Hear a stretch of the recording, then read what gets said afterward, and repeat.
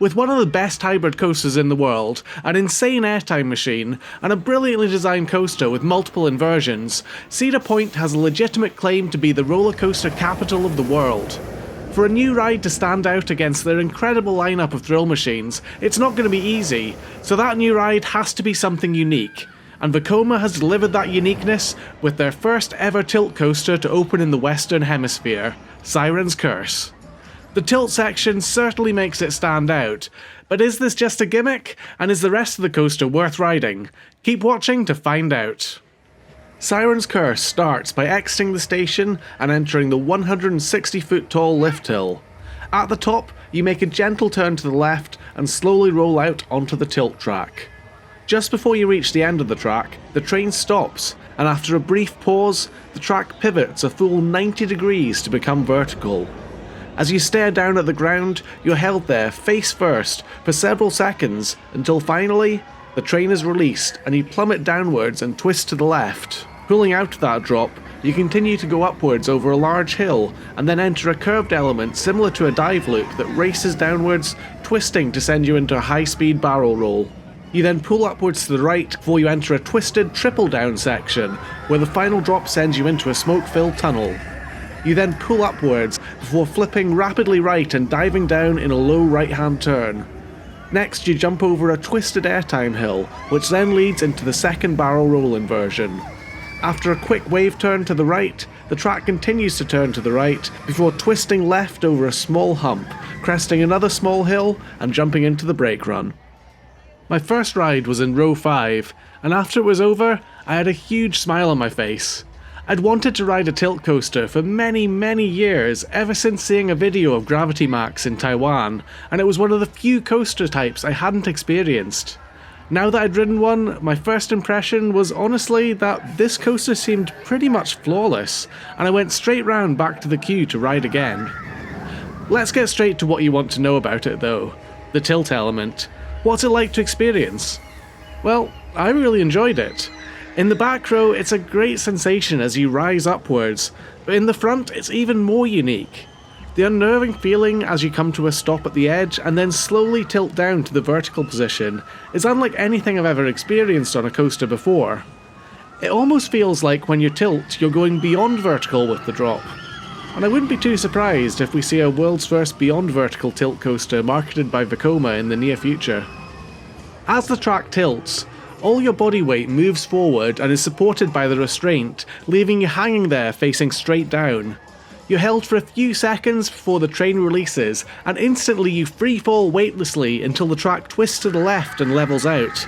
It's a thrilling sensation that feels like you're being suddenly dropped and caught and scooped up at the bottom. It's very different to what you experience on most vertical drop dive coasters, but it is quite similar to the drop you get on a giant inverted boomerang, such as Stuntfall at Parque Warner Madrid. It's also comparable to Intamin's face-first drop towers like Falcon's Fury at Busch Gardens or Icarus at Gronerland. The sudden, instant change from your weight being supported to free-falling is a great way to start the ride, building tension and anticipation as you tilt vertically, then transitioning straight into a thrilling high-speed coaster.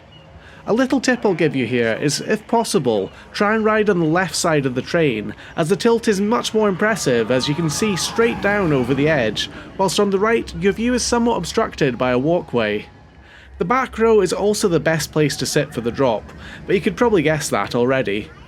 The anticipation though as you tilt and are held is great at building tension, and the drop itself really is a highlight of the coaster.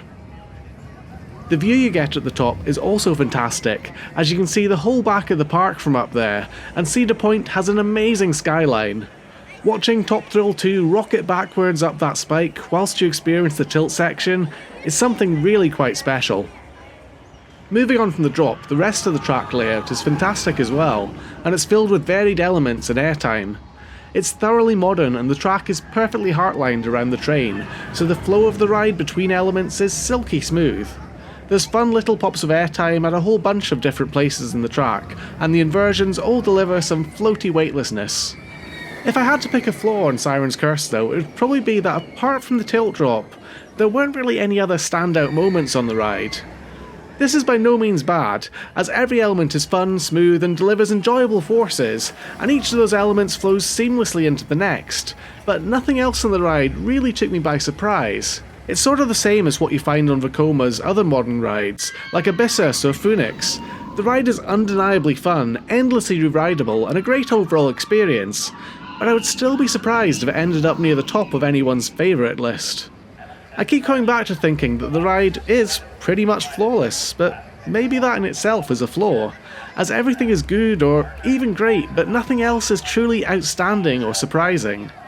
It feels like Vekoma pushed the envelope a bit too far back when they made Lech Coaster, which is probably the most intense modern design, but since then they've been playing it a bit safe to avoid anything being too intense. It's probably a very sound business decision, but it does mean that it will leave enthusiasts wishing for them to push things a bit further. Maybe it's just my personal preference for intense rides like Intimidator 305, but I wonder if there are other enthusiasts that kind of feel the same way. One thing that really impressed me about Siren's Curse that I wasn't expecting was the theming.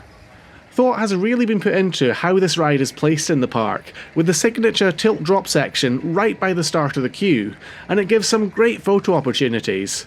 This can't have been an accident. It's sort of interesting that Siren's Curse wasn't a custom design for Cedar Point, and was originally scheduled to be built in Mexico, but you wouldn't know that when you see it, as the ride has been positioned perfectly so that everyone can watch that tilting drop section, and is a clear focal point of the ride and the whole area around it. That surrounding area is also surprisingly well themed, with several pools of blood-tinged water that the ride flies over, which bubbles away underneath the track. It brought back some fond memories of Nemesis's pink water that used to be under the track back in the day. As well as visuals, the sonic landscape of the ride is also rather special. Eerie sounds of the sea are played through speakers in the queue line, and there's even some sound effects that are synchronised to when the ride goes past, which I think is a really quite nice touch. There's lots of extra visual details as well, such as the track supports, which all have added details, some showing painted on rust, and others being covered in seaweed. The whole area looks and feels sort of like a shoreline, and the station also appears appropriately weathered, as if it had been a boat shed next to a harbour for many years.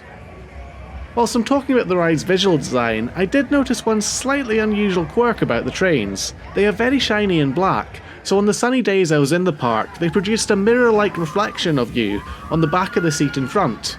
It's not a bad thing, but it was a little weird seeing my reflection staring back at me as I went up the lift hill, or even went over the tilt section.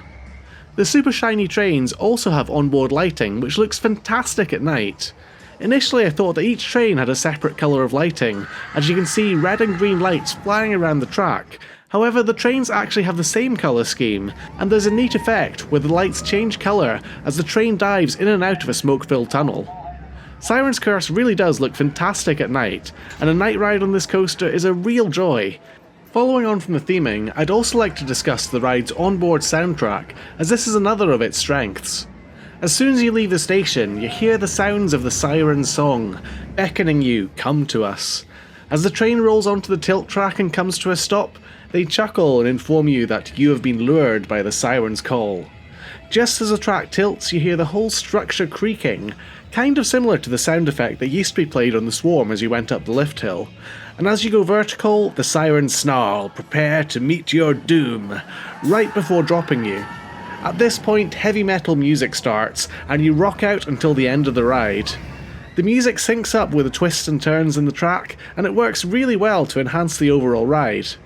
To my ears though, there's a bit of a strange quirk with the speakers. There seem to be plenty of bass in the slow sections of the ride, such as when you go up the lift hill or you start on the brake run, but when you're racing through the track it sounds a bit tinny and lacking in bass. Maybe it's some sort of quirk of the Doppler effect, with the speed of the ride altering how the music actually sounds. I'd be interested to know if other people thought this way too. I'm not exactly an audio engineer, but I think the mix could certainly be improved somewhat. Ride operations were generally excellent, although there is a bit of a faff regarding loose articles. Before you enter the station, you have to put your items in small lockers, big enough for what's in your pockets, and then you're sent through a metal detector. The lockers are thankfully free, but there's nowhere to store a bag or anything larger. You'll have to rent a locker elsewhere for that. It's a system that does help with the ride capacity though, as there's no need to cross to the other side to store things before you coming back to board. You can just sit down, have your restraint checked, and be ready to go. I have to say, the ride usually operated very efficiently, and the crews were literally rolling trains for most of the day. The wait times could be a bit deceptive however, as the fast lane queue was very popular and strongly favoured by the grouper. This slowed down the main line significantly, to the point where you might be surprised at how short the queue looks when you arrive, and think that it's going to be a short wait. But if you're not in the fast lane, then the line moves really very slowly, despite the frequent dispatching of trains. I was lucky that when I visited, the ride was open during early entry, and the fast lane line wasn't in effect for that hour, so the line moved really quite quickly and allowed me to get a bunch of extra rides. From a reliability standpoint, there was some breakdowns when I was there, which was a bit frustrating, and one of the trains seemed like a speaker was broken and it was crackling during the ride. Apart from that though, the ride seems pretty reliable. Overall, Siren's Curse is certainly a winner in my book. It's a great fun ride with a good variety of elements and that special unique tilt feature. The layout is solid, albeit not outstanding, but it's a great addition to Cedar Point that's really endlessly re-rideable and bound to put a smile on your face. It's got me wondering when we're going to see a tilt coaster open in Europe, as the ride seems incredibly marketable and would no doubt boost a park's attendance. Energylandia was supposed to be getting one, but sadly those plans seem to have fallen through. I've got a bit of a crazy idea however, hear me out. Oblivion at Alton Towers opened 4 years after Nemesis did, and Nemesis had to have its whole track replaced just 3 years ago. If Oblivion could be nearing the end of its lifespan, a tilt coaster dropping in the same location would be an awesome replacement. Alton Towers also have to work around a height restriction that all the rides have to be built below the tree line, and I wonder if a tilt coaster could be a crafty way to build something with a bigger drop to circumvent this. It's probably just wishful thinking on my part, but if it ever does happen, then you heard it here first. If you've enjoyed this review, then tilt your finger down onto that like button, and let me know your thoughts on the ride and where you'd like to see the next tilt coaster in the comments. More videos will be coming soon as I've got several other reviews and special projects in the works for this channel. I've been Rollercoaster David, thanks so much for watching, and I'll see you again in another video very soon.